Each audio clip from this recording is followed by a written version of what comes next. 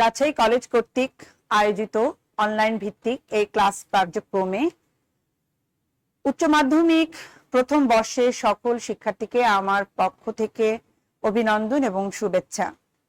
Welcome to my class. আমি সৈয়দা জান্নাতুন সাইমা, সহকারী অধ্যাপক সমাজবিজ্ঞান, রাজশাহী কলেজ, রাজশাহী। আমি আজকে আপনাদের যে বিষয়ের উপর ক্লাস নিব, ক্লাসটা আসলে জাস্ট একটা আপনাদেরকে ধারণা দেওয়া যে কেন আসলে আমরা সমাজ বিজ্ঞানকে বিজ্ঞান বলছি, সমাজের সাথে বিজ্ঞান জুড়ে দিয়ে কেন সমাজ বিজ্ঞান বলছি, কিছু কিছু ধারণা দেওয়ার আমি চেষ্টা করব। আমরা এই চ্যাপ্টারের উপর আপনাদের একটা ক্লাস হবে, ফার্স্ট চ্যাপ্টার সেকেন্ড, এবং আজকে ক্লাসের যে চ্যাপ্টারটা scientific status of sociology. Science, যখন আমরা বলছি যে সায়েন্টিফিক স্ট্যাটাস অফ সোশিওলজি, তখন আমাদের মনের মধ্যে আসতে পারে যে আমরা বিজ্ঞান কাকে বলি। এখন আমরা যদি বলি বিজ্ঞান আসলে কি, আমরা যদি একটু দেখি আমাদের সমাজ বিজ্ঞানকে একটু অনুশীলন করতে গিয়ে আমরা যদি একটু আমাদেরকে জিজ্ঞেস করি যে সভ্যতার সূচনা থেকে শুরু করে এখন পর্যন্ত বিজ্ঞানের কার্যক্রম কিন্তু চলমান আছে, এবং বিজ্ঞান ছাড়া কিন্তু আমরা একদণ্ড কিন্তু আমরা চিন্তা করতে পারি না, যে বিজ্ঞান ছাড়া আমরা আমাদের একটা দিন চিন্তা করতে পারছি। তো এই বিজ্ঞান কাকে বলে, এবং সভ্যতার সূচনা থেকে সভ্যতাকে সুন্দরভাবে উপস্থাপন করা, মানুষের জীবনকে সহজ করা, মানুষের জীবনের বোধগুলোকে আরো সুন্দরভাবে সহজ উপায়ে নিরবিচ্ছিন্নভাবে পরিচালিত করার ক্ষেত্রে কিন্তু বিজ্ঞানের ভূমিকা অনস্বীকার্য।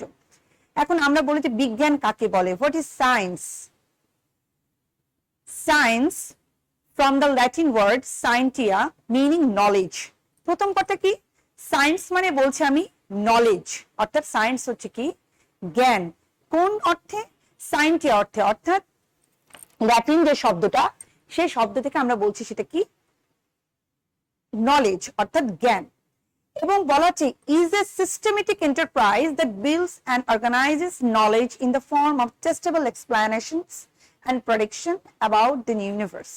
এখন আমরা যদি বলি যে বিজ্ঞান, আমরা বলছি বিজ্ঞান, তাহলে বিজ্ঞানটা কি হচ্ছে? একটা এক্সপ্লানেশনের দরকার হচ্ছে, একটা ব্যাখ্যা। কিসের উপর ব্যাখ্যা দিচ্ছে আমি? ব্যাখ্যাটা দিচ্ছি কি ঘটনাবলীকে বিশ্লেষণের মাধ্যমে। আমার ব্যাখ্যাটা কিন্তু শুধু শুধু না, এই যে সায়েন্স অর্থাৎ জ্ঞান, এই জ্ঞানটাকে আমি কি করছি আমার এক্সপেরিমেন্টের কাজে লাগাচ্ছি, এবং এক্সপেরিমেন্টের উপরে বেস করে আমি একটা রেজাল্ট দিচ্ছি। আবার কি করছি আমি জ্ঞানটাকে কাজে লেগে একটা প্রেডিকশন অর্থাৎ একটা অনুমান করছি, এবং সেই অনুমানের ভিত্তিতে কার্যক্রম পরিচালনা করে আমি কি করছি একটা ফাইনাল রেজাল্টে আসছি। তাহলে আমরা যদি বলি বিজ্ঞান মানে কি, বিজ্ঞানের প্রথম কথা হচ্ছে কি জ্ঞান, এবং জ্ঞানটা কি পরীক্ষণ নিরীক্ষণের মাধ্যমে সুসংবদ্ধ একটি জ্ঞান। Science is the pursuit and application of knowledge and understanding of the natural and social world following a systematic methodology based on evidence।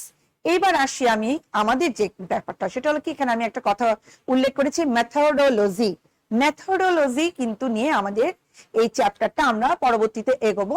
এখন আমি যেটা বলতে চাচ্ছি যে এখানে বলছে যে সায়েন্সটা কি একটা জ্ঞানের অ্যাপ্লিকেশন, অর্থাৎ জ্ঞানটাকে আমি ব্যবহার করছি কি ন্যাচারাল ওয়ার্ল্ড যেটা আছে, আমাদের যে প্রাকৃতিক যে জগৎটা, সেই জগতের বিষয়বস্তুগুলোকে অনুধাবন করার জন্য আমি সেই জ্ঞানটা ব্যবহার করছি, এবং জ্ঞানটাকে ব্যবহার করছি কি কতগুলো সুসংবদ্ধ পদ্ধতির মাধ্যমে।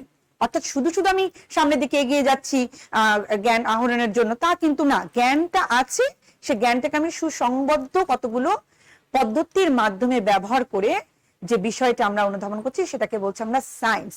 এখন সায়েন্সের কথা বলতে গিয়ে কিন্তু অনেক বিজ্ঞানী, যারা প্রাকৃতিক বিজ্ঞানী তারা তো সায়েন্সের অনেক রকমের ব্যাখ্যা দিয়েছেন, যারা সমাজ বিজ্ঞানী তারাও অনেকেই ব্যাখ্যা দিয়েছেন, রাষ্ট্রবিজ্ঞানীরাও সায়েন্স বলতে এক রকমের ব্যাখ্যা দিয়েছেন।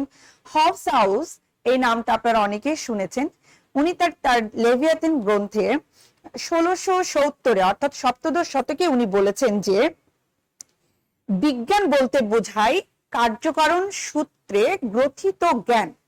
অর্থাৎ একটু বোঝেন, কার্যকারণ সূত্রে গ্রথিত যে জ্ঞানটা সেটাকে আমি বলছি বিজ্ঞান। অর্থাৎ বিজ্ঞান হতে হলে আমার কি থাকতে হবে? কার্য এবং কারণ, দুটো বিষয়, একটা হলো কজ এবং একটা কি কারণ, রিলেশন, কার্যকারণ ছাড়া কিন্তু আমি সেটাকে বিজ্ঞান বলতে পারি না। তাহলে আমি যদি বলি যে বিজ্ঞানকে কার্যকারণ, তখন দেখা যাবে যে যারা বিজ্ঞানকে ব্যাখ্যা করেছেন কিংবা যারা বিজ্ঞানের কথা বলেছেন তারা কার্যকারণকে দুটো ওয়েতে দেখেছেন। কেউ কখনো দেখেছেন যে কার্য হিসেবে, যে বিষয়টা আসলে কার্য হিসেবে অর্থাৎ কাজ হিসেবে দেখেছেন সেটাকে, অনেকে আবার দেখেছেন যে এর পেছনের কারণটা কি। অর্থাৎ দুটো বিষয় কিন্তু এখানে ফ্যাক্টর এবং দুটো বিষয় কিন্তু ইম্পর্টেন্ট। তাহলে আমরা যদি দেখি যে হাউস কি বলেছেন যে বিজ্ঞানটা কি হচ্ছে, কার্যকরণ সম্পর্কে একটি মানে কি বলবো মানে গ্রথিত একটা জ্ঞান।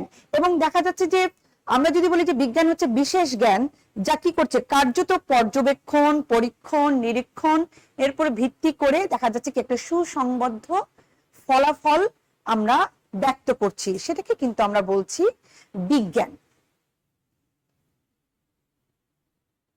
এখন আমরা দেখছি এখানে আমি এই স্লাইডটাতে দেখেছি যে বিজ্ঞানকে যখন আমরা দেখব তখন এর মধ্যে কতগুলো বিষয় আসবে। প্রথমত কি, এটা সিস্টেমেটিক, যেটা আমি কিছুক্ষণ আগে কিন্তু বারবার বলেছি যে এটা সুসংবদ্ধ এবং একটা কি বলবো সুন্দর ওয়েতে চলে। আমরা যদি প্রাকৃতিক জগৎকে চিন্তা করি তাহলে দেখবো যে প্রাকৃতিক জগতের সবকিছুই কিন্তু একটা বস্তু হিসেবে যদি দেখি, তাহলে কিন্তু সে বস্তুকে যখন আমরা ব্যাখ্যা করব নিজেদের মনের আদলে কিংবা নিজেদের ইমোশনস দিয়ে, সেটাকে কিন্তু আমরা বিজ্ঞান বলতে পারবো না। কিন্তু সে ঘটনাগুলোকে যখন আমরা কতগুলো পদ্ধতি তত্ত্বের মাধ্যমে, কতগুলো নীতিমালা অনুসরণ করে সুসংগতবদ্ধ ভাবে যখন আমরা তাকে নিয়ে বিশ্লেষণ করব, তখনই কিন্তু সেটাকে আমরা বলবো বিজ্ঞান কিংবা বৈজ্ঞানিক ভিত্তি থাকবে যে বিষয়টা, সেটাকে কিন্তু আমরা বলছি একটা কি, তার সিস্টেমেটিক ওয়ে থাকবে। এবং ভেরিফিকেশন, অর্থাৎ যে বিষয়টা আমি বলছি যে সূর্য পৃথিবীর চারিদিকে ঘোরে, এই বিষয়টা যদি আমি বলি কিংবা পৃথিবী সূর্যের চারিদিকে ঘুরে, এই যে বিষয়গুলো, যে সায়েন্সের বিষয়গুলো আমি চট করে বলে দিচ্ছি, বলে দেওয়ার পর ভিত্তি করে যে তার উপরে ভিত্তি করে থাকছি তা কিন্তু না। আমরা যখন পরীক্ষা নিরীক্ষণ করতে যাচ্ছি তখন দেখা যাচ্ছে যে না, এটার একটা ভিত্তি রয়েছে, অর্থাৎ ভেরিফিকেশন, পূর্ণ যাচাই করা হয় বিজ্ঞানের বিষয়গুলোকে, বারবার যাচাই করা হচ্ছে, বারবার যাচাই করা হচ্ছে যে না বিষয়টা অ্যাকচুয়ালি ঠিক কিনা। যে আমরা বলছি যে হাইড্রোজেন এবং পানির মিশ্রণ মানে অক্সিজেন, এটা যে বলে দিচ্ছি পরীক্ষা নিরীক্ষার মাধ্যমে, তা না, বারবার এটাকে আমরা দেখা যাচ্ছে কি ভেরিফাইড করছি। এবং প্রিসাইজেশন, এটা মানে কি, যে এটা আপনার হবে কি, যে এটা একটা মানে কি বলবো যাচাইযোগ্য, যেটাকে আমরা বলছি যাচাইযোগ্য, এবং যেটাকে শুধুমাত্র অনুমানের উপর ভিত্তি করা হয় না, এটা যে অ্যাকচুয়ালি ট্রু সেটাকে কিন্তু বিজ্ঞানটাকে সেভাবে কিন্তু দেখা হচ্ছে। আর এটা হচ্ছে নিউট্রালিটি। আমরা নিউট্রালিটি জানি যে কি, এটা নিউট্রাল, এটার কোনো আমি পক্ষপাতিত্ব কিংবা এটার কোনো মানে কি বলবো এখানে কোনো সাবজেক্টিভ ভিউ নাই। এখানে আমরা যেটাকে বলছি অবজেক্টিভিটি, দ্যাট মিনস যে you have to see the fact as like this, অর্থাৎ ফ্যাক্টটাকে তুমি দেখছো, ফ্যাক্টটা যেভাবে সেভাবে, সেটাকে তুমি নিজের আদল দিয়ে কিংবা নিজের ইমোশনস দিয়ে কিংবা নিজের ব্যাখ্যা দিয়ে তুমি ফ্যাক্টটাকে মানে দেখছো না। আর একটা আছে যে কজ ইফেক্ট রিলেশন, যেটা আমি প্রথমে বলেছি যে বস্তু কিন্তু একটা বস্তু, এটাকে যদি আমি একটা বস্তু হিসেবে দেখি, সাপোজ এটা একটা পয়েন্টার, এই পয়েন্টারটা কিভাবে কাজ করছে, হ্যাঁ কি কাজ করছে, হ্যাঁ, এবং দেখা যাচ্ছে যে কিভাবে এর কার্যকারিতাটা আমরা উপভোগ করছি, এই বিষয়গুলো অর্থাৎ কজ এবং একটা ইফেক্ট আছে। যখন একটা বৃষ্টি কেন হয়, বৃষ্টি হচ্ছে, এটা কিন্তু একটা ইফেক্ট, কিন্তু এ কেন হচ্ছে এটা কিন্তু একটা কারণ রয়েছে। হ্যাঁ, এই কারণ এবং কার্যের মধ্যে একটা সম্পর্ক রয়েছে, যেটাকে আমরা বলছি কজ এন্ড ইফেক্ট রিলেশনশিপ। এই রিলেশনশিপটার উপর বেস করে কিন্তু বিজ্ঞানটাকে আমরা মানে বিজ্ঞানটাকে আমরা বলছি যে বিজ্ঞান মানেই হবে কি কজ এন্ড ইফেক্ট রিলেশনশিপ থাকবে। আর থাকবে প্রেডিকশন, অর্থাৎ আমরা যেমন বলি না কথায় কথায় যে আমার মনে হয় বিষয়টা এরকম। হ্যাঁ, যখন আমরা বলি যে একটা বড় জায়গা, যখন একটা বড় একটা নদীর তীরে গিয়ে আমরা ভাবছি যে নদীতে আজকে প্রচুর মানে ঢেউয়ের কারণ কি, আমরা বলছি যে আজকে হয়তো বা প্রচুর বাতাস বইছে বলে আজকে ঢেউ বেশি দেখা যাচ্ছে। তো দেখা যাচ্ছে যে এটা বাতাসের কারণে হতে পারে, আবার দেখা যাচ্ছে যে নদী গর্ভে দেখা যাচ্ছে যে এমন কিছু বিজ্ঞানসম্মত কাজ চলছে কিংবা যার কারণে হয়তো বা নদীর গতি প্রকৃতিতে একটা চেঞ্জ আসছে। তো আমি জাস্ট একটা প্রেডিকশনের উপর বেস করে আমি এক্সপেরিমেন্ট করব, কিন্তু এই প্রেডিকশনের পরে বেস করে যে এক্সপেরিমেন্টটা করবো সেটা যে সবসময় সেই আকারেই আসবে, রেজাল্টটা যে সে প্রেডিকশনের উপরে বেস করবে তা কিন্তু না। তাহলে আমরা যদি দেখি যে সায়েন্স যদি দেখতে যাই তাহলে দেখবো যে এটা একটা systematic, verification, precision, neutrality, objectivity, cause and reflect relationship এবং একটা প্রেডিকশন, এগুলোকে কেন্দ্র করে কিন্তু আমরা সায়েন্সটাকে ব্যাখ্যা করতে পারি যে আসলে সায়েন্স কি জিনিস। সায়েন্সের ক্ষেত্রে আমরা দেখব দুটো ভাগ রয়েছে, যেটা আমাদের এখন আমি বলবো, একটা হলো ন্যাচারাল সায়েন্স, একটা হলো সোশ্যাল সায়েন্স। ন্যাচারাল সায়েন্স বলতে আমরা কি বুঝি আমি একটু বলবো। এই ন্যাচারাল সায়েন্স নিয়ে আমাদের কাজ না, আমাদের কাজ হচ্ছে সোশ্যাল সায়েন্স নিয়ে, কারণ sociology along itself is a part of social science. তো আমরা যদি বলি প্রাকৃতিক বিজ্ঞান, প্রাকৃতিক বিজ্ঞান হচ্ছে কি প্রকৃতির যে ভৌত বৈশিষ্ট্যবলীগুলো সেগুলোর পাঠ হলো কি প্রাকৃতিক বিজ্ঞান। এবং প্রাকৃতিক বিজ্ঞানের কথা যদি আমরা দেখি যে এর কতগুলো ভৌত বৈশিষ্ট্য রয়েছে, যার উপরে দেখা যাচ্ছে তাদের ভৌত বৈশিষ্ট্যগুলোর মধ্যে একটা আন্তঃক্রিয়া রয়েছে, এবং এই আন্তঃক্রিয়ার উপর বেস করে তারা পরিবর্ধিত হচ্ছে বিভিন্ন ভাবে। দেখা যাচ্ছে কি এই ভৌত যে বিষয়গুলো সেগুলো তাদের মধ্যে একটা সম্পর্ক বিদ্যমান রয়েছে। যেমন আমরা প্রাকৃতিক বিজ্ঞানের কথা বলতে যাই, উদ্ভিদ বিজ্ঞান, রসায়ন, তারপরে আমরা সায়েন্সের যে বিজ্ঞানগুলো দেখি, পদার্থ বিজ্ঞান, আরো যেগুলো জ্যোতির্বিদ্যা, এগুলো। আর যেটা আছে যে আমাদের হলো সোশ্যাল সায়েন্স, যেটাকে আমরা বলবো, সেখানে হলো কি যে সোশ্যাল সায়েন্সটা হচ্ছে কি মানুষের মানে মানুষ তো সমাজে বাস করে, আমরা যেটা সোশিয়োলজি পড়াচ্ছি, এবং সমাজে দেখা যাচ্ছে যে কি সামাজিক বিজ্ঞানের সময়ের মধ্যে দেখা যাচ্ছে যে আমরা বলছি সমাজ বিজ্ঞান, নৃবিজ্ঞান, মনোবিজ্ঞান, রাষ্ট্রবিজ্ঞান। এই সামাজিক বিজ্ঞানরা কি নিয়ে ডিল করে? সমাজ বিজ্ঞান কি করে? এক্সিস্টিং যে সোসাইটির যে এক্সিস্টিং পিপল, সে মানুষের যে সম্পর্ক, বিহেভিয়ারাল প্যাটার্ন, একটু বুঝবেন যে বিহেভিয়ারাল প্যাটার্ন, তাদের একে অন্যের সাথে যে মানে কি বলবো মিথস্ক্রিয়া, তাদের একে অন্যের সাথে যে মানে কথা বলা কিংবা নিজেকে ট্যাগ করার যে ওয়ে, সেইগুলো নিয়ে কিন্তু সোশ্যাল সায়েন্স কিন্তু আলোচনা করে। এবং সোশ্যাল সায়েন্সের বিভিন্ন বিষয়গুলো আমি এখনই বলেছি, একটা রাষ্ট্রবিজ্ঞান, একটা সমাজ বিজ্ঞান, একটা মনোবিজ্ঞান, তারপরে রয়েছে নৃবিজ্ঞান, অর্থনীতি। এগুলো কিন্তু সবসময় দেখা যাচ্ছে কি যে মানুষের যে সমাজে বিদ্যমান অবস্থায় যে তাদের যে বিহেভিয়ারাল প্যাটার্ন, সেগুলো নিয়ে কিন্তু আলোচনা করে। এখানে আমরা বলছি ক্যারেক্টারিস্টিক্স অফ সায়েন্স। সায়েন্সের কতগুলো ক্যারেক্টারিস্টিক্স রয়েছে, যেটা কিছুক্ষণ আগে আমি বলেছি ভেরিফিকেশন, এটা যেটা হলো সায়েন্সের রূপটা বুঝতে গেলে আমাকে এই বিষয়গুলো বুঝতে হবে। আবার কিন্তু বিষয়গুলো চলে আসছে, একটা হলো লজিক্যাল এবং কজাল রিলেশনশিপ, হলিস্টিক অর্থাৎ সামগ্রিক। হ্যাঁ, সায়েন্সটা কি? Science is logical. প্রথম কথা হলো কি সায়েন্স কিন্তু লজিক্যাল, অর্থাৎ আমরা বলছি যৌক্তিক। সায়েন্সটাকে আমরা কোনোভাবেই অযৌক্তিকতা মানে ভাবতে পারছি না, এটা একটা যৌক্তিক বিষয়। এবং কি এটা কি করছে যে science is deterministic of causal relationship, এবং কি এটা ডিটারমাইন করে কি, এটা নির্ভর করে কি কজ এবং রিলেশনশিপের উপরে, কার্য কারণ সম্পর্কের ভিত্তি করে। এটা হলিস্টিক, এটা সামগ্রিক। সায়েন্স আমার ক্ষেত্রে একরকম, তোমার ক্ষেত্রে আলাদা রকম, কিংবা ইউনিভার্সের অন্যান্য এলাকায় একরকম, আমার এলাকায় একরকম, তা না।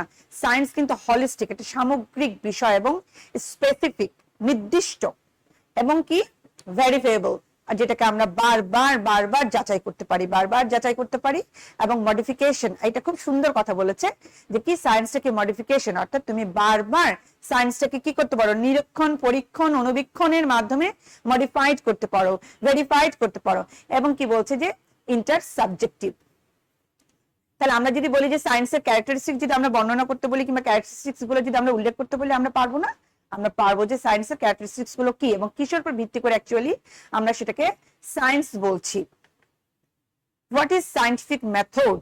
আমি কিছুক্ষণ আগে বলেছিলাম যে মেথডোলজি, অর্থাৎ মেথডোলজি কি একটা ওয়ে। মেথডোলজি কি আমি এখান থেকে ঢাকা যাব কোন ওয়েতে, কিভাবে যাব, আমার অনেকগুলো ওয়ে রয়েছে। আমি আকাশপথে যেতে পারি, আমি স্থলপথে যেতে পারি, আবার দেখা যাচ্ছে আমার যদি নৌপথের ব্যবস্থা থাকে আমি নৌপথেও যেতে পারি। এনিওয়ে আমি ঢাকাতে যেতে পারি, যার অনেকগুলো ওয়ে রয়েছে। অর্থাৎ মেথডোলজি হচ্ছে কি যখন আমরা সামাজিক ঘটনাবলীকে ব্যাখ্যা করতে যাই, সামাজিক ঘটনাবলীকে নিয়ে আমরা গবেষণা করতে যাই, তখন গবেষণা করার ক্ষেত্রে আমার অনেকগুলো মাধ্যমের মাধ্যম থাকে, সে মাধ্যমগুলোকে আমরা বলছি মেথডোলজি। তাহলে আমরা সায়েন্টিফিক মেথড কাকে বলবো? আমরা যখন সামাজিক বিজ্ঞানের কথা বলতে যাব তখন আমরা সামাজিক বিজ্ঞানের যে মেথডোলজি সেটা আমরা পরবর্তী ক্লাসগুলোতে হয়তো আরো সুন্দরভাবে আপনাদের অন্যান্য টিচার আরো সুন্দরভাবে বিষয়গুলোকে আপনাদের সামনে উপস্থাপন করবে। আমি যেটুকু বলবো যে হোয়াট ইজ সায়েন্টিফিক মেথড। আমরা সায়েন্টিফিক মেথড কাকে বলছি? বিজ্ঞানের ভিত্তি কিন্তু কি আমি বলবো যে এই পদ্ধতি, এবং বিজ্ঞানের মৌলিক ভিত্তিটাকে কাজে লাগিয়ে কিন্তু সামাজিক বিজ্ঞানকে কিন্তু কি বলবো মানে প্রচেষ্টা চালানো হচ্ছে যে সামাজিক বিজ্ঞানের ক্ষেত্রগুলোতেও বিজ্ঞানের যে মৌলিক জ্ঞান সেটা আমরা প্রয়োগ করব। এবং এই চেষ্টার নিমিত্তে দেখা যাচ্ছে কি সমাজ বিজ্ঞানেরও বৈজ্ঞানিক পদ্ধতি আমরা বলছি। এবং একটা বিষয় যে বৈজ্ঞানিক পদ্ধতিকে কিন্তু আমরা কোনো সময়ে ওভারলুক করতে পারছি না, কারণ বিজ্ঞানের ভিত্তি কিন্তু বৈজ্ঞানিক পদ্ধতি। তাহলে আমরা বৈজ্ঞানিক পদ্ধতি কাকে বলছি একটু দেখবো। যে the scientific method is a process for experimentation that is used to explore observations and answers question. এখন খুব সুন্দর একটা কথা বলছে, একটা কোয়েশ্চেন এবং একটা আনসার। অর্থাৎ যখন আমরা সায়েন্টিফিক মেথডের কথা বলতে যাচ্ছি তখন কি ফার্স্ট অফ অল আমাদের একটা কোয়েশ্চেন আসছে, সায়েন্টিফিক মেথড কি। আমি যেমন এখন সায়েন্টিফিক মেথড নিয়ে বলছি, সায়েন্টিফিক মেথড আসলে কি, তখন আমি দেখছি the scientific method is a process for experimentation that is used to explore observation and answer question. অর্থাৎ সায়েন্টিফিক মেথড হলো কি, তুমি একটা বিষয়বস্তুকে ব্যাখ্যা করার জন্য তুমি কি করছো, প্রথমে সেই বিষয়বস্তুকে তুমি পর্যবেক্ষণ করছো, পর্যবেক্ষণ করার পর তোমার মধ্যে একটা কোয়েশ্চেন অ্যারাইজ করছে। হ্যাঁ, একটা কোয়েশ্চেনকে কেন্দ্র করে তুমি কি করছো, সেই বিষয়টাকে পর্যবেক্ষণ করছো, এক্সপেরিমেন্ট করছো, এবং দেখা যাচ্ছে সেটা থেকে একটা ফলাফল তুমি কিংবা তুমি একটা আনসার পাচ্ছ। এই যে তোমার কোয়েশ্চেন, এই যে মনের একটা আকুতি কিংবা মনের যে একটা কি বলবো জানার যে আগ্রহ, সে আগ্রহটাকে কেন্দ্র করে যে তুমি একটা ফাইনাল রেজাল্টে গেছো, এটা এই ওয়েটাকে বলা হচ্ছে কিন্তু মেথড। যে ওয়েতে যাচ্ছ, কখনো তুমি তথ্য সংগ্রহ করছো, কখনো তুমি ল্যাবরেটরিতে গিয়ে বিভিন্ন ধরনের পরীক্ষা নিরীক্ষা চালাচ্ছ, কখনো তুমি দেখা যাচ্ছে যে সেটা থেকে একটা ফলাফল বের করে নিয়ে আসছো, এরকম। The scientific method is defined as a method of research in which a problem is identified, relevant data is gathered, a hypothesis is formulated from the data, and the hypothesis is empirically tested. এখানে কিন্তু একটু বিষয় চলে এসছে, সেটা হলো যে hypothesis. The scientific method is defined as a method of research in which problem is identified. অর্থাৎ কি বলছে যে সায়েন্টিফিক মেথড হচ্ছে কি, আমি যে গবেষণা করতে যাব, গবেষণা অর্থাৎ কোনো বিষয়কে খুঁজে বের করা। তো এই যে গবেষণাটা যখন আমি করতে যাব তখন দেখা যাচ্ছে কি গবেষণাটা থেকে আমি কি করছি, এর সাথে সম্পর্কিত বিষয়গুলোকে আমি কি করছি, তথ্য সংগ্রহ করছি। এখন আমি যদি মনে করি যে বাংলাদেশে ঘটমান যে সামাজিক সমস্যাবলীগুলো কিংবা অন্যান্য যে ঘটনাগুলো, সেগুলো যদি আমি একটু সমস্যা আকারে দেখি যে বাল্যবিবাহ কেন হচ্ছে, কেন এখনো বাল্যবিবাহ আমরা স্টপ করতে পারছি না। আইন হয়েছে, সরকারের পক্ষ থেকে বিভিন্ন প্রচারণা রয়েছে, সরকার বিভিন্ন প্রণোদনা রয়েছে, তারপর কেন আমরা বাল্যবিবাহকে রোধ করতে পাচ্ছি না। এই যে একটা কেন আমার মধ্যে রেজ করছে, এই কেনটাকে রেজ করার সাথে সাথে আমি তখন এর সাথে রিলেভেন্ট যে সোর্স গুলো সেগুলোকে আমি কি করব, সেগুলোকে আমরা সেখানে দিয়ে আমরা নক করব যে কেন হচ্ছে না। এটা কি দারিদ্রতার কারণে হচ্ছে না, নাকি আমাদের সোশ্যাল সিকিউরিটির অভাবে হচ্ছে না, নাকি মেয়েরা পড়তে চাইছে না এই জন্য হচ্ছে না, কিংবা মেয়েদের মানে কি বলবো যে পড়ার যে ক্ষেত্রটা কিংবা মেয়েদের কোনো কিছু করার এম্পাওয়ারমেন্টের যে ক্ষেত্রটা সেটা নাই বলে বাল্যবিবাহ হচ্ছে। অর্থাৎ বাল্যবিবাহের সাথে রেলেভেন্ট যে বিষয়গুলোকে আমরা সেখান থেকে কি করব, সেগুলো থেকে আমরা তথ্য সংগ্রহ করার চেষ্টা করব। অর্থাৎ প্রথমে একটা আমরা সমস্যা নির্বাচন করছি, সমস্যা নির্বাচন করা থেকে দেখা যাচ্ছে সেখান থেকে আমরা স্টেপ বাই স্টেপ আগাচ্ছি। এই যে স্টেপ বাই স্টেপ আগানো, কখনো সমস্যাটাকে নির্ধারণ করে সেখান থেকে সেটা সেই এলাকাতে যাওয়া, সেখান থেকে ডেটা কালেকশন করা, এই বিষয়গুলোকে বলা হচ্ছে কিন্তু মেথড, অর্থাৎ একটা ওয়েতে। এবং সায়েন্টিফিক মেথডটা কি করছে, প্রথম কথা এটা বললাম যে এর কজ এন্ড রিলেশনশিপ থাকবে। যখনই তুমি কোনো কাজ করতে যাচ্ছ সেটা একটা কারণ থাকবে, এবং এই কারণটার কে কেন্দ্র করে ঘটনাটা কেন ঘটেছে এর কারণটাকে কিন্তু খুঁজে বের করাটাই হচ্ছে কি সায়েন্সের একটা কাজ। এবং কি বলছে হাইপোথিসিস। হাইপোথিসিস আমি একটু কিছুক্ষণ পরে আমি যাব হাইপোথিসিসে। হাইপোথিসিসকে পূর্বানুমান বলা হচ্ছে। পূর্বানুমান অর্থাৎ কোনো কাজ করতে যাওয়ার আগে, গবেষণা করতে যাওয়ার আগে তুমি সে গবেষণা কাজটি সম্পর্কে যে নিজের মধ্যে একটা পূর্বানুমান রাখছো, তোমার লিটারেচার রিভিউ থেকে, তোমার থেকে গবেষণা কিন্তু মানে অনেক সামাজিক গবেষণা, যেটা আমি একটু বলিনি যে সোশিওলজির কিন্তু বলা যায় যে কোর অফ হার্ড বলা যায়। সো এই সোশিওলজি পড়তে হলে কিন্তু সামাজিক গবেষণাটা জানাটা এবং বোঝাটা কিন্তু অতীব জরুরি। তো আমরা এটা নেক্সট যখন আমাদের ক্ষেত্র হবে, যখন আমরা আরো ভাস্ট পড়বো কিংবা আরো হায়ার লেভেলে গিয়ে সোশিওলজিটা আমাদের পড়ার সুযোগ হবে, তখন হয়তো আমরা জানবো। এখন আপাত দৃষ্টিতে এইচএসসির এই পর্যায়ে আপনাদের যেটুকু না জানলে না, সেটুকুটা আমি আপনাদের একটু দেখানোর চেষ্টা করছি। এখানে বলছি যে এটা পূর্বানুমান করতে হবে, এবং দেখা যাচ্ছে কি হাইপোথিসিসটা পূর্বানুমান করার পর সে পূর্বানুমানের উপর বেস করে যে আপনি একটা রেজাল্ট দিয়ে দিচ্ছেন তা কিন্তু না। আপনি কি করছেন, এমপিরিক্যালি এবং এক্সপেরিমেন্টালি এটাকে কিন্তু কি করছেন, যাচাই করছেন যুক্তি দিয়ে, যুক্তি দিয়ে, উপায় দিয়ে, মেথড দিয়ে, বিভিন্ন ভাবে কিন্তু আপনি এই জিনিসগুলোকে যাচাই করার পরেই কিন্তু সেই রেজাল্টটা আপনি দিতে পারছেন।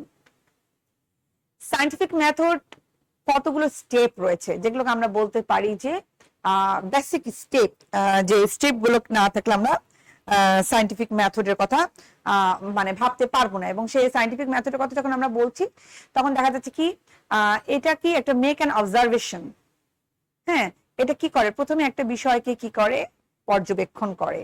প্রথমে একটা বিষয়কে কি করে, পর্যবেক্ষণ করে, অবজারভেশন, অর্থাৎ লক্ষ্য করে যে এটাতে কি আছে, এবং কি আজকে কোয়েশ্চেন, পর্যবেক্ষণ করার পর একটা কোয়েশ্চেন সে তার মনের মধ্যে জেগে ওঠে। যেমন আমি দেখছি যে সমাজে যখন আমাদের এই করোনাকালীন পরিস্থিতিতে, আমি যদি বলি যে আমি কোন একটা গবেষণা করতে যাই, তাহলে দেখা যাবে যে করোনাকালীন পরিস্থিতিতে রাজশাহী শহরের উপর গবেষণা করতে গেলে, যদি আমি বলি যে রাজশাহী শহরের রিক্সা চালকদের উপর যদি গবেষণা করতে যাই যে করোনাকালীন পরিস্থিতি তাদের আয়ের অবস্থার কি তারতম্য ঘটেছে, তাহলে কিন্তু আমরা দেখবো যে একটা অবজারভেশন রাখবো প্রথমে যে না কিরকম ঘটেছে, এবং প্রথমে কোশ্চেন যে কেন, এই যে কেন তাদের এই তারতম্যটা অন্যান্য স্বাভাবিক অবস্থার তুলনায় তারতম্যটা কেন, তাহলে কিন্তু আমাদের ফাইন্ড আউট হয়ে যাবে যে না কেন হচ্ছে। তারা হয়তো বা বলবে যে করোনাকালীন সিচুয়েশনে স্কুল কলেজগুলো বন্ধ আছে। যেমন আমি অনেক রিক্সা চালককে জিজ্ঞেস করেছি যে তাদের অন্যান্য সময়ের তুলনায় এখন আয় রোজগারের কি ডিফারেন্সটা হচ্ছে, কারণ এখন তো একটু পরিস্থিতিটা একটু স্বাভাবিক, আমরা যদি দেখি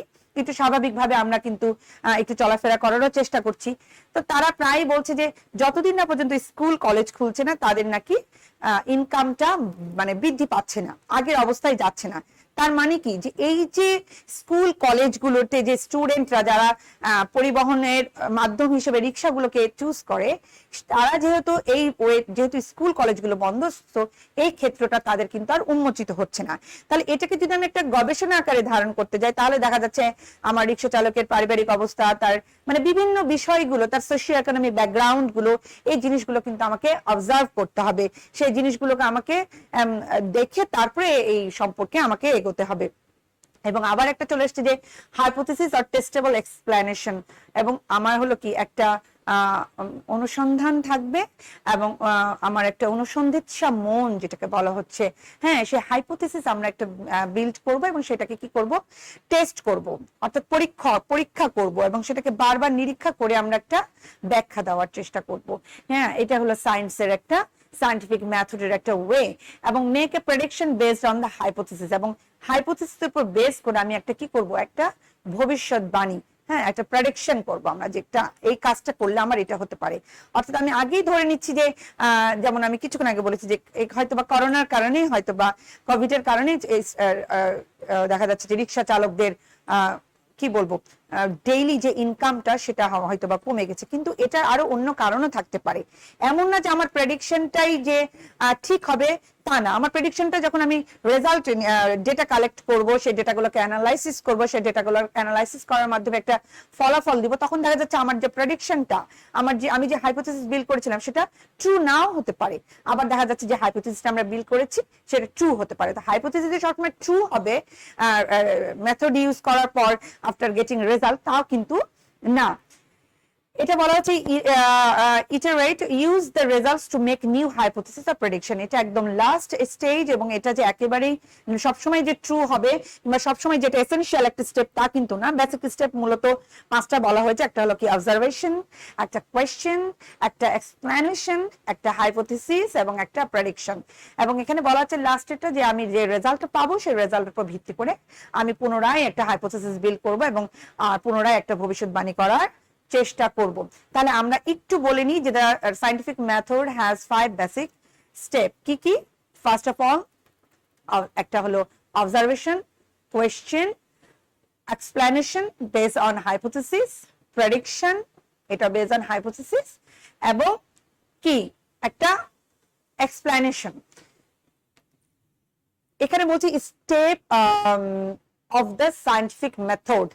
এখানে আমি প্রথমে যেটা অবজারভেশন, যেটা কিছুক্ষণ আমি বললাম অবজারভেশন এখানে দেখাচ্ছে যে একটা মাটি, কিছু মাটি আছে, একটা গাছ আছে এবং এখানে কতগুলো মানে কি বলবো সার যেটাকে বলে, যেটাকে আমরা বলছি যে কি বলে ফার্টিলাইজার।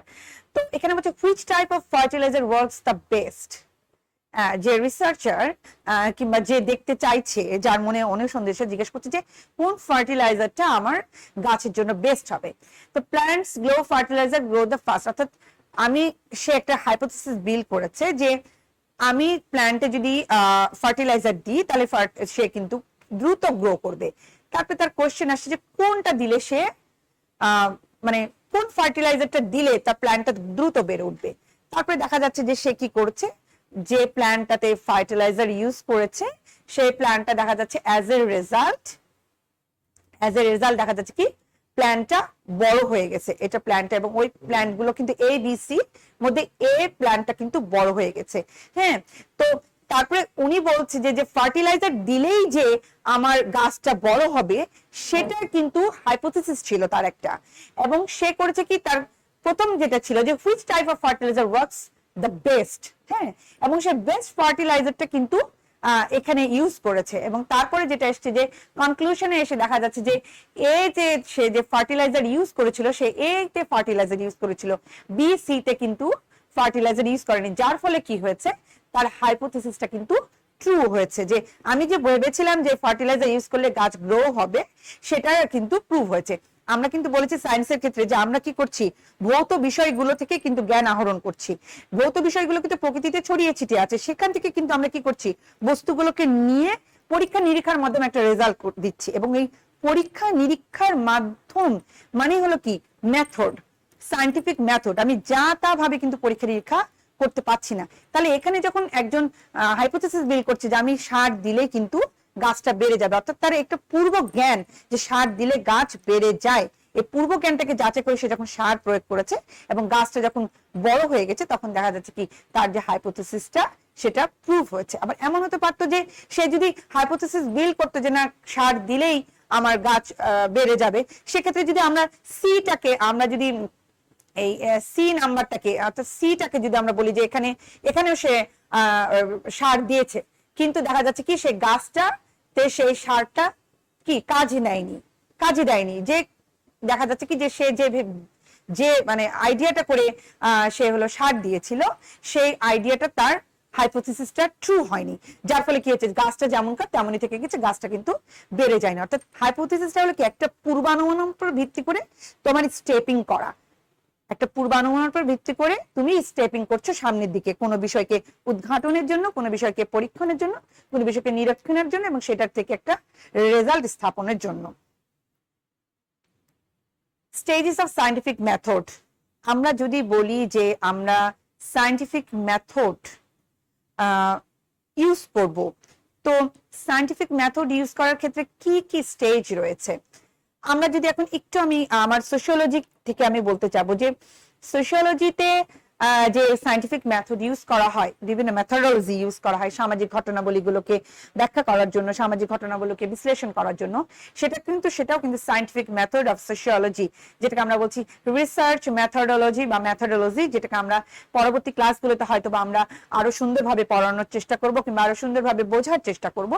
এখন এই পর্যায়ে আমি যেটা বলছি যে স্টেজেস অফ সায়েন্টিফিক মেথড, কি কি মেথড রয়েছে। প্রথম কি একটা প্রবলেম, তারপরে defining problem, formulation of hypothesis এবং টেস্টিং অফ হাইপোথিসিস, এবং আরেকটা কি বলছে যে প্রেডিকশন।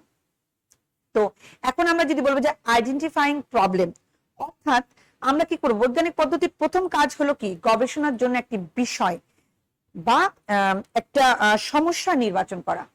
কিরকম, যে আমি কোন বিষয়টার আলোকে আমি গবেষণাটা করব, আমি যে গবেষণাটা করব সেটা আমি কোন বিষয়ের আলোকে করব, কোন জায়গাটাকে আমি চুজ করব, হুইচ সেক্টর আমি নক করব, যে এখানে আমি মনে করছি যে এখানে সমস্যা, সো আমার এই সমস্যাকে কেন্দ্র করে আমি সামনের দিকে এগোবো।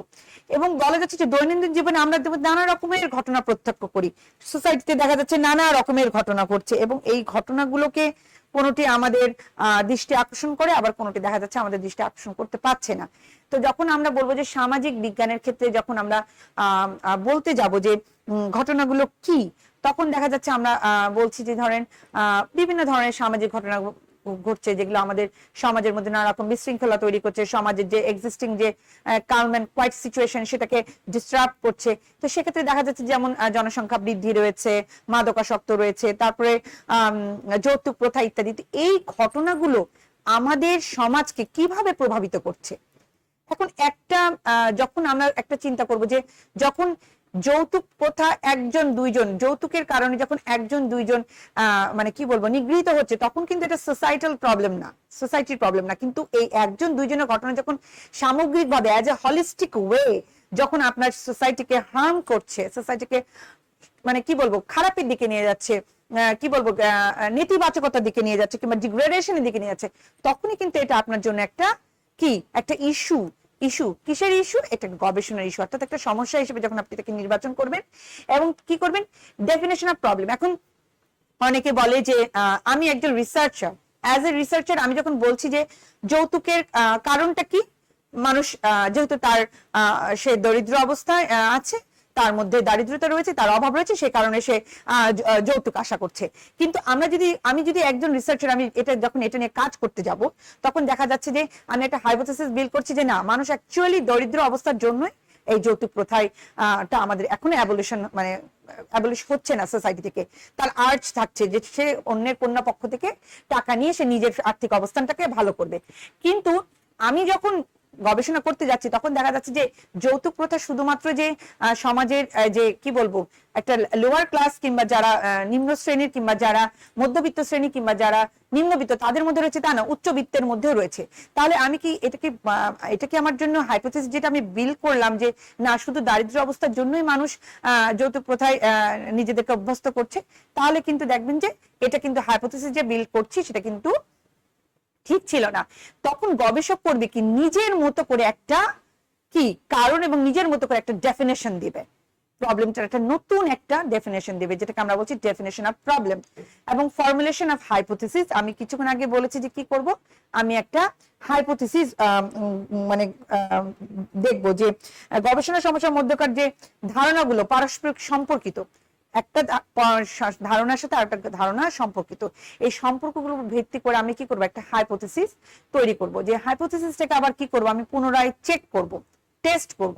হাইপোথিসিসটা কি, যে আমি বলছি যে যেহেতু গ্লোবালাইজেশন বেড়ে গেছে, এখন গ্লোবালাইজড ওয়ার্ল্ড, সো গ্লোবালাইজেশনের কারণে শিল্পের এত বেশি বিকাশ ঘটছে যে কারণে আমাদের পরিবেশটা ক্ষতিগ্রস্ত হচ্ছে। এটা হলো কি এটা আমি একটা ধারণাকে কেন্দ্র করে কিন্তু আমি হাইপোথিসিস বিল্ড আপ করছি। তারপরে যখন আমি আমার এই সমস্যা নির্বাচন করার পর যখন আমি কাজ করতে যাচ্ছি, তখন দেখছি যে শুধুমাত্র শিল্পায়নের জন্য কিন্তু পরিবেশটা দূষিত হচ্ছে না। পরিবেশটা দূষিত হচ্ছে তার কারণ কি, মানুষের অসচেতনতাও রয়েছে, মানুষের জ্ঞানের অভাব রয়েছে, এবং দেখা যাচ্ছে মানুষের মধ্যে পরিবেশ সম্পর্কিত যে ধারণাটা, সে শিক্ষাটাও তার মধ্যে পর্যাপ্ত অবস্থায় নাই। তো দেখা যাচ্ছে যে শুধুমাত্র শিল্পায়নকে কেন্দ্র করে, শিল্পায়নকে হাইপোথিসিস ভেবে যখন আমি পরিবেশ দূষণের কারণ উদ্ঘাটন করতে যাচ্ছি, তখন দেখা যাচ্ছে যে আমার এই গবেষণার কাজে শুধুমাত্র শিল্পায়ন না, আরো অনেকগুলো কারণ চলে আসছে।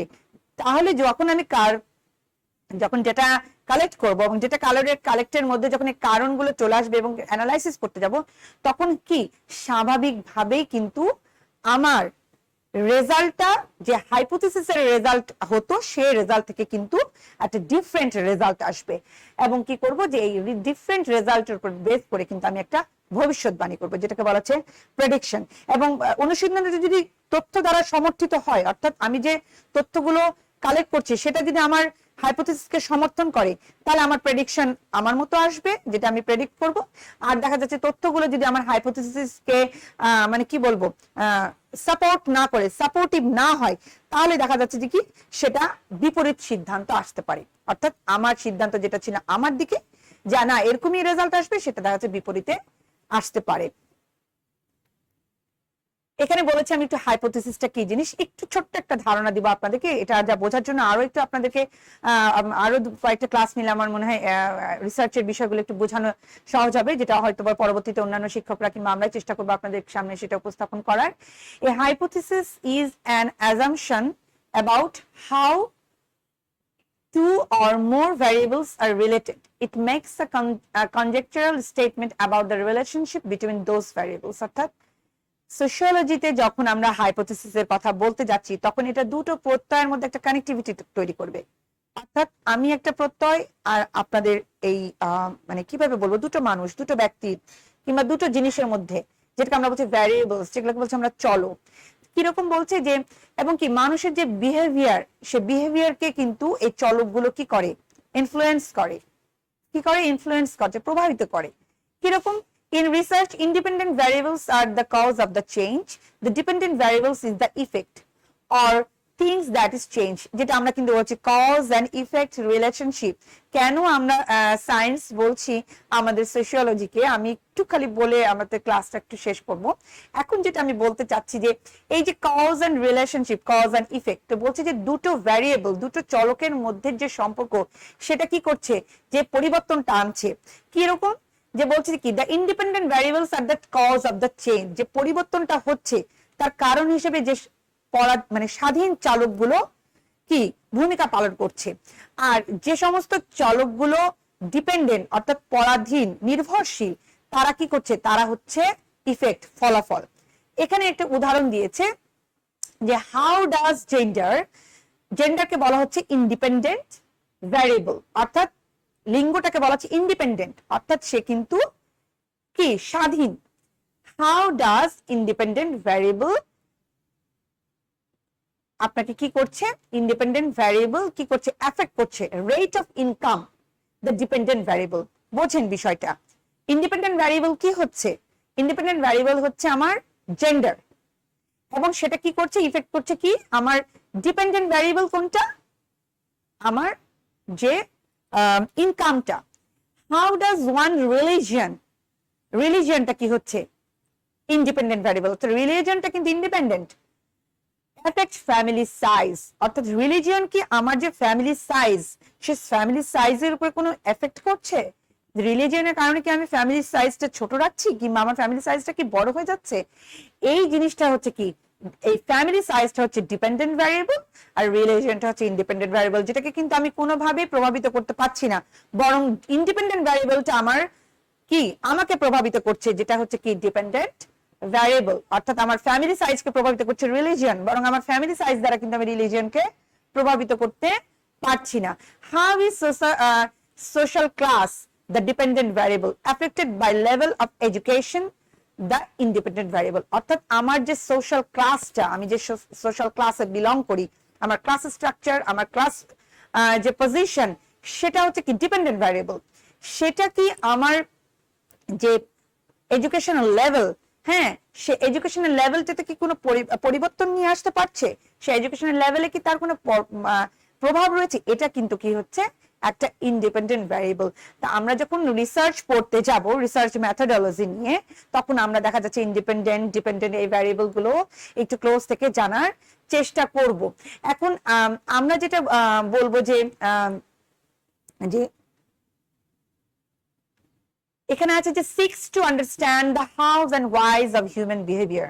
আমি একটু বলবো যে সোশিওলজিকে আমরা সায়েন্স বলতে, অনেকেই আমরা সমাজ বিজ্ঞানের সোশিওলজিকে ডিরেক্ট সায়েন্স বলতে নারাজ, আবার অনেকে আমরা কি বলেছি সোশিওলজিকে, আমাদের অগাস্ট কোট যিনি সোশিওলজি পায়োনিয়ার, তিনি কিন্তু বলেছেন যে কি বিজ্ঞানের রানী হিসেবে, তার ব্যাখ্যাও কিন্তু ট্রু।